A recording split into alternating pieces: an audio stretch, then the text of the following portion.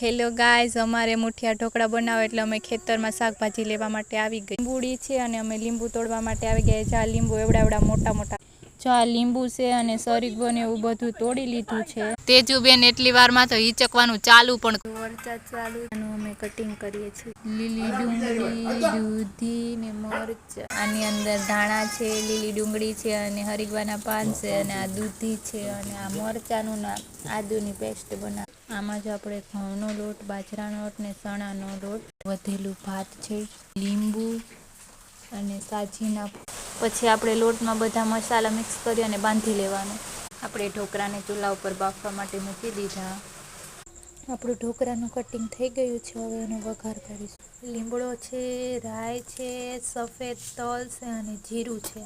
આપણા ઢોકળા રેડી થઈ ગયા. ચાલો કોઈને ખાય તો અમારા વિડીયોને લાઈક કરો, શેર કરો અને મસ્ત મજાની કમેન્ટ કરો અને સબસ્ક્રાઈબ કરો.